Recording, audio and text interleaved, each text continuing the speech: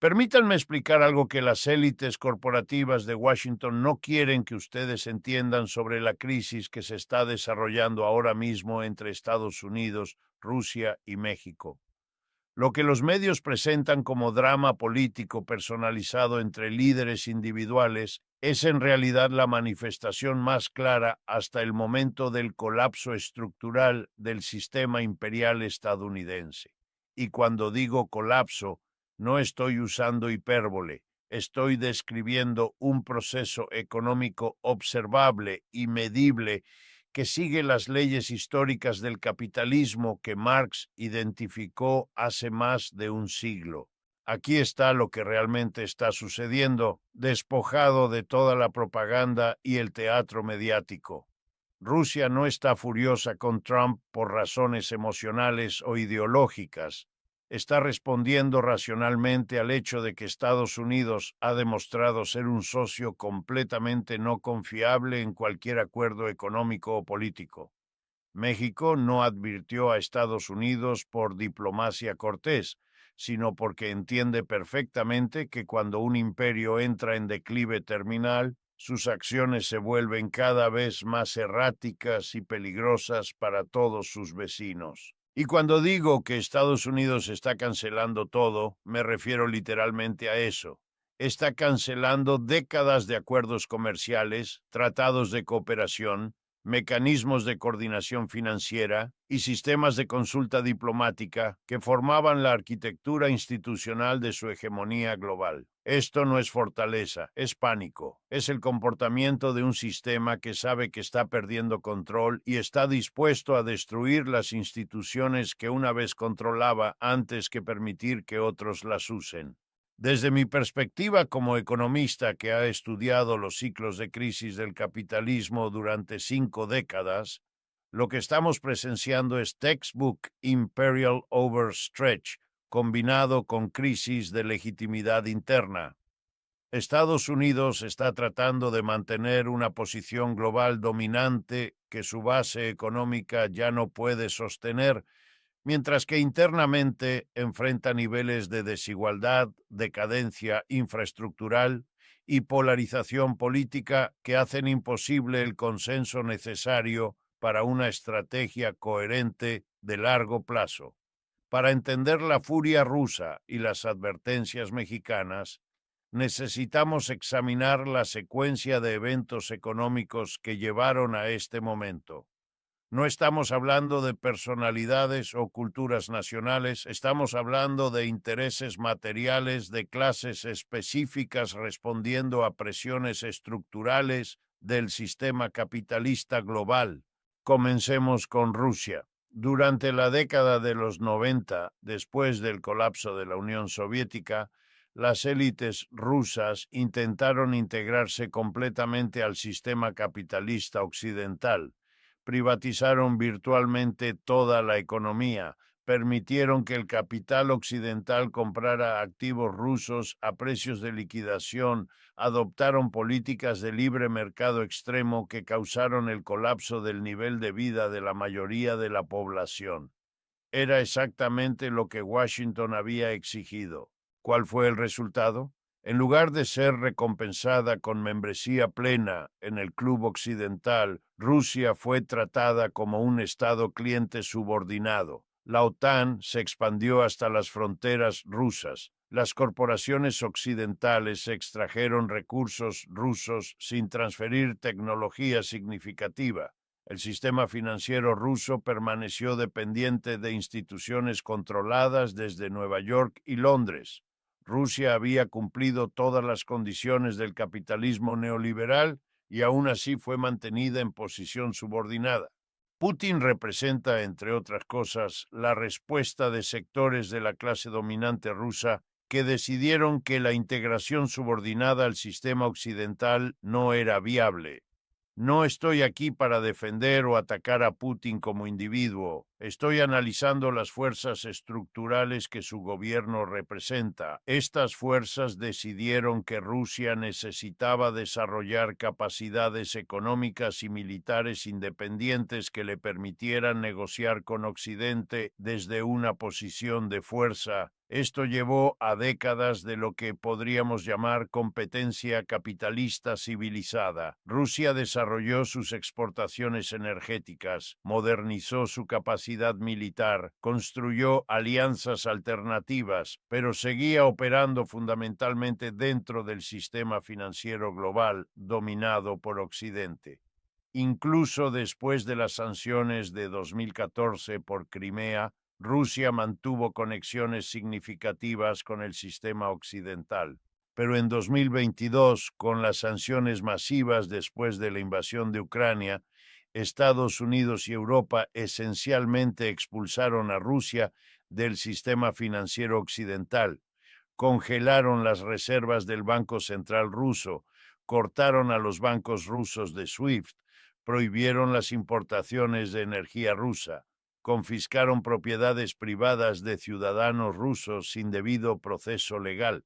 Aquí está lo que Washington no calculó. Estas acciones no debilitaron a Rusia lo suficiente como para cambiar su comportamiento, pero sí le demostraron definitivamente que no puede confiar en ningún acuerdo con Occidente. Si Estados Unidos puede confiscar las reservas de un banco central, si puede cortar a un país del sistema de pagos internacionales, si puede ignorar contratos de energía de largo plazo por razones políticas, entonces ningún país racional puede basar su estrategia económica en cooperación con Estados Unidos. Esta es la fuente de la furia rusa. No es emocional, es estratégica. Rusia invirtió 3 décadas tratando de construir relaciones mutuamente beneficiosas con Occidente solo para descubrir que Estados Unidos siempre vio estas relaciones como herramientas para mantener la subordinación rusa, no como partnerships genuinos entre iguales. Y aquí es donde México entra en la ecuación de manera crucial. México ha observado muy cuidadosamente lo que le pasó a Rusia y las lecciones son obvias. Ningún país puede confiar en que Estados Unidos respetará acuerdos internacionales cuando esos acuerdos ya no sirvan a los intereses estadounidenses inmediatos. México tiene una ventaja que Rusia no tenía: geografía. México comparte una frontera de 3.145 kilómetros con Estados Unidos. Esto hace imposible que Estados Unidos trate a México de la misma manera que trató a Rusia, porque México tiene la capacidad de crear crisis inmediatas en territorio estadounidense, simplemente dejando de cooperar en áreas críticas como comercio fronterizo, migración y seguridad.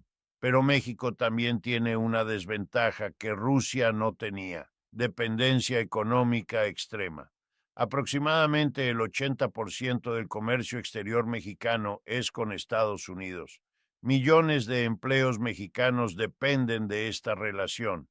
La economía mexicana está integrada con la estadounidense de maneras que harían extremadamente costosa cualquier ruptura súbita. Esta dependencia ha sido deliberadamente cultivada por Estados Unidos durante décadas como mecanismo de control político. A través del TELCAN y ahora el TEMEC, Estados Unidos creó una integración económica que beneficiaba a las corporaciones de ambos países, pero que dejaba a México con muy pocas opciones estratégicas independientes. Era una forma sofisticada de colonialismo económico donde México mantenía soberanía política formal, pero tenía autonomía económica severamente limitada. Las advertencias mexicanas a Estados Unidos reflejan el reconocimiento por parte de las élites mexicanas de que este modelo ya no es sostenible.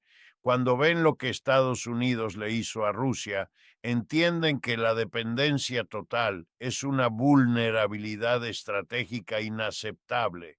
México necesita opciones, necesita diversificar sus relaciones económicas, necesita desarrollar capacidades que le permitan resistir presión estadounidense cuando sea necesario.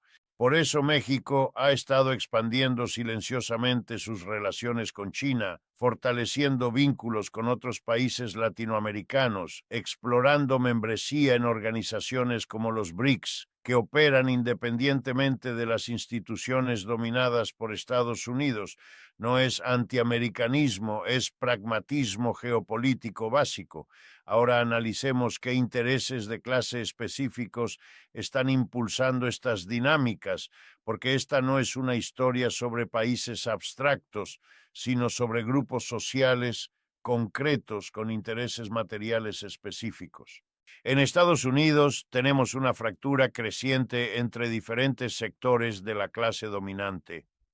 El complejo militar industrial y las firmas de Wall Street especializadas en comercio de volatilidad se benefician de la confrontación geopolítica.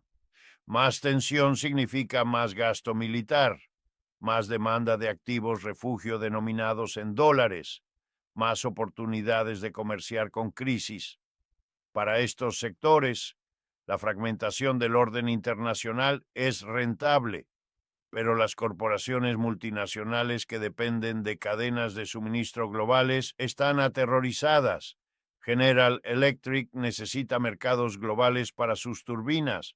Apple necesita manufacturar en múltiples países para mantener costos competitivos. ExxonMobil necesita acceso a reservas energéticas globales. Para estas corporaciones, la fragmentación geopolítica significa pérdidas masivas y disrupciones operacionales que pueden tomar décadas en repararse. Esta división explica la incoherencia aparente de la política estadounidense. Diferentes agencias gubernamentales persiguen políticas contradictorias porque representan diferentes sectores de la élite corporativa con intereses conflictivos. El Pentágono promueve confrontación porque sirve al complejo militar industrial. El Departamento de Comercio trata de mantener relaciones comerciales porque sirve a las multinacionales.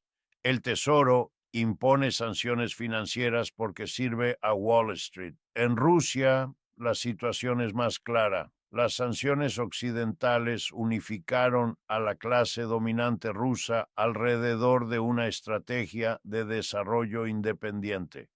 Los oligarcas que anteriormente favorecían integración con Occidente ahora entienden que esa opción ya no existe. El Estado ruso, las corporaciones estatales y los capitalistas privados están todos alineados en desarrollar capacidades económicas que no dependan de sistemas occidentales. En México vemos una transición en proceso. Sectores tradicionales de la élite mexicana que se beneficiaron de la integración total con Estados Unidos están siendo desafiados por sectores emergentes que ven oportunidades en la diversificación geopolítica. La presidenta Claudia Sheinbaum representa esta segunda tendencia y su gobierno está cuidadosamente navegando entre mantener relaciones beneficiosas con Estados Unidos y desarrollar alternativas estratégicas. Pero déjenme ser absolutamente claro sobre algo. Estos conflictos entre élites diferentes no necesariamente benefician a los trabajadores de ninguno de estos países. En Estados Unidos, la clase trabajadora está siendo manipulada para apoyar políticas que aumentarán sus costos de vida mientras enriquecen a diferentes sectores de la élite. En Rusia, los trabajadores han absorbido los costos de las sanciones mientras las élites han mantenido o incluso aumentado su riqueza. En México, los trabajadores enfrentan incertidumbre económica mientras las élites calculan cuáles alianzas les serán más rentables. La tragedia es que los trabajadores de estos tres países tienen intereses fundamentalmente alineados. Todos necesitan empleos dignos, servicios públicos de calidad, medio ambiente limpio, sistemas de salud funcionales, educación accesible, pero están siendo divididos por narrativas nacionalistas que los convencen de ver a trabajadores de otros países como enemigos en lugar de aliados naturales. Ahora, Examinemos las contradicciones específicas que están llevando esta crisis hacia un punto de ruptura. Estados Unidos enfrenta lo que los economistas llamamos el trilema imposible del imperialismo tardío. No puede simultáneamente mantener hegemonía militar global, privilegio financiero del dólar y legitimidad democrática interna. Mantener hegemonía militar requiere gasto masivo en defensa que desvía recursos de inversión en infraestructura, educación y programas sociales que la población necesita. Mantener el privilegio del dólar requiere déficits comerciales permanentes que destruyen la base industrial doméstica y eliminan empleos manufactureros. Y mantener legitimidad democrática requiere responder a las necesidades de la población. Pero eso contradiría los intereses de las élites que se benefician del sistema imperial. Trump representa el intento de resolver este trilema a través de lo que podríamos llamar imperialismo nacionalista. Mantener dominación global, pero transferir más de los beneficios a los trabajadores estadounidenses a expensas de workers extranjeros y élites globalizadas. Pero esta estrategia es inherentemente incoherente porque el imperialismo moderno funciona a través de la integración global, no del aislamiento nacional. Cuando Estados Unidos cancela acuerdos internacionales, cuando impone aranceles unilaterales, cuando usa sanciones como primera herramienta de política exterior, está aplicando terapia de shock a su propio sistema imperial. Y como toda terapia de shock, los resultados inmediatos son caos y dislocación masiva. Rusia y México están respondiendo racionalmente a este caos, creando sistemas alternativos que puedan funcionar independientemente de instituciones estadounidenses. No están atacando a Estados Unidos, están protegiéndose de la impredecibilidad estadounidense. Pero hay una dimensión más profunda que necesitamos entender. Esta crisis no es solo sobre la declinación de un imperio particular, es sobre la crisis del capitalismo global mismo. El sistema capitalista requiere expansión constante para mantener tasas de ganancia, pero estamos llegando a los límites ecológicos y sociales de esa expansión. El cambio climático, la destrucción de ecosistemas, el agotamiento de recursos, la resistencia creciente de poblaciones explotadas, todo esto crea contradicciones que no pueden resolverse dentro del framework capitalista existente. Los conflictos geopolíticos actuales son síntomas de estas contradicciones más profundas. Estados Unidos se está comportando de manera cada vez más errática, no solo porque está perdiendo hegemonía relativa, sino porque el sistema global que lideró está entrando en crisis sistémica. Rusia y México están buscando alternativas no solo al dominio estadounidense, sino al modelo de desarrollo que Estados Unidos representó. Esta crisis crea tanto peligros como oportunidades enormes. Los peligros incluyen la posibilidad de conflicto militar entre potencias nucleares, el colapso de sistemas de cooperación internacional en áreas críticas como cambio climático y salud pública, y la fragmentación de la economía global de maneras que podrían crear depresión económica mundial. Pero las oportunidades incluyen la posibilidad de construir sistemas económicos que prioricen bienestar humano sobre ganancias corporativas, sistemas políticos que respondan a necesidades populares en lugar de intereses élite, sistemas internacionales basados en cooperación entre iguales en lugar de dominación imperial. Permítanme construir 3 escenarios para cómo podría evolucionar esta crisis. En el primer escenario, que llamaría declinación administrada, las élites de Estados Unidos, Rusia y México logran negociar una transición relativamente ordenada hacia un sistema multipolar. Estados Unidos acepta perder hegemonía global a cambio de mantener influencia significativa en su región. Rusia consolida su esfera de influencia en Eurasia. México se convierte en un power broker regional que balancea entre diferentes centros globales de poder. El resultado sería estabilidad temporal, pero sin cambios fundamentales en las estructuras de clase dentro de cada país. En el segundo escenario, fragmentación caótica, las contradicciones se intensifican hasta el punto de ruptura sistémica. Estados Unidos refuges to accept loss of hegemony, intensifica confrontación militar y económica. Rusia responde asimétricamente a través de cyber warfare y desestabilización de aliados estadounidenses. México se ve forzado a elegir lados, leading to internal political crisis. El resultado sería economic depression, political upheaval y posible military conflict que podría escalarse hacia catástrofe global.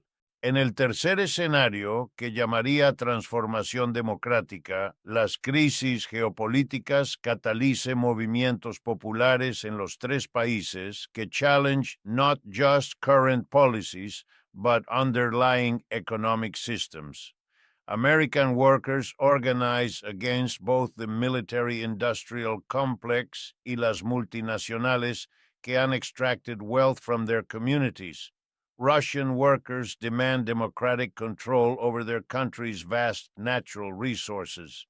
Mexican workers organize para socialism que combine national sovereignty con international solidarity.